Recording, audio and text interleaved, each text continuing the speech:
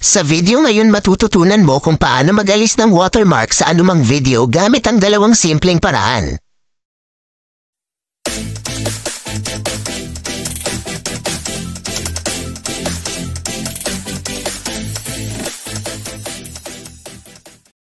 Ang aming unang paraan ay ang paggamit ng isang watermark remover software. Sa video na ito gagamitin ko ang software na tinatawag na MarkGo. Makukuha mo ang software mula sa link na ibinigay sa paglalarawan ng video sa ibaba. Ang software na ito ay magagamit din para sa mga gumagamit ng Mac. I-click lamang ang libreng pag-download at i-install ang software sa iyong computer. Pagkatapos ng pag-install, buksan ito. Sa sandaling mabuksan ang software, piliin ang alisin ang watermark ng video at i-click ang asul na button na ito upang idagdag ang iyong video na may watermark. Tulad ng nakikita mo, ang aking video ay kasalukuyang mayroong Shutterstock watermark na ito. Upang maalis ito, binibigyan ka ng software ng dalawang pagpipilian. Ang unang opsyon ay AI removal na pinapagana ng artificial intelligence at ang pangalawang opsyon ay manual removal. Kaya sa aking kaso ay pupunta ako sa unang pagpipilian dahil ang unang pagpipilian ay automatikong pag-alis ng watermark. Kaya pumili at mag-click sa alisin ngayon.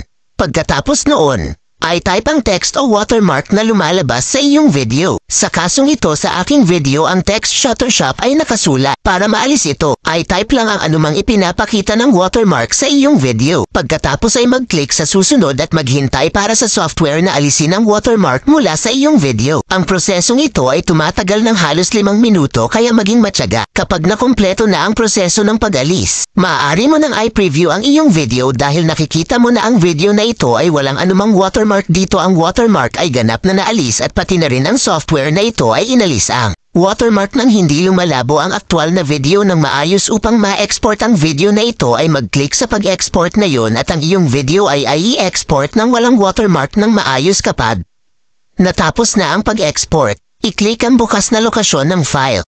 At tingnan mo, gaya ng nakikita mo, ito ang aking video pagkatapos alisin ang watermark. At ito ang video bago alisin ang watermark. Para makita mo ang pagkakaiba ngayon, hayaan mo akong ipakita sa iyo ang pangalawang paraan. Ang aming pangalawang paraan ay ang paggamit ng online na tool upang alisin ang watermark sa isang video. Sa video na ito gagamitin ko itong website na tinatawag na PowerSoft Online Watermark Remover. Maaari kang makakuha dito sa pamamagitan ng pag-click sa link sa paglalarawan sa ibaba kapag narito ka na.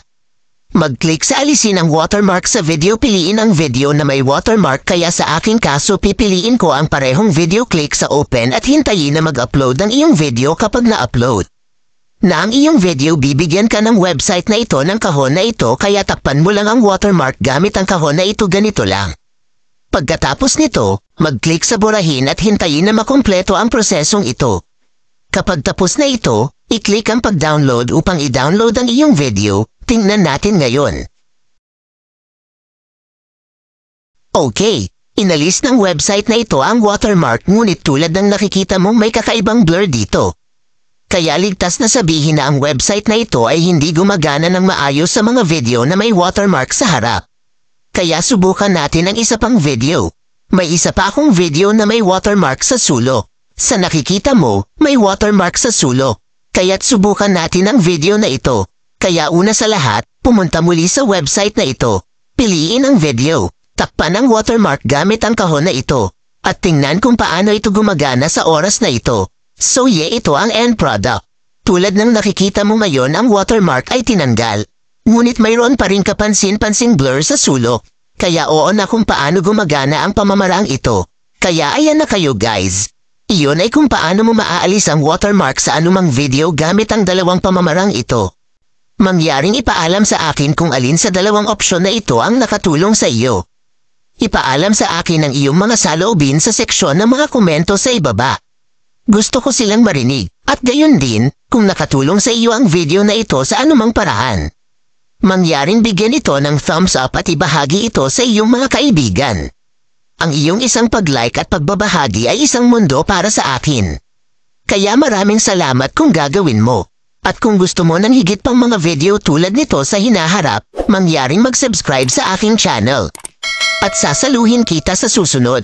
Manatiling pinagpala, manatiling ligtas, kapayapaan. Bye! Bye!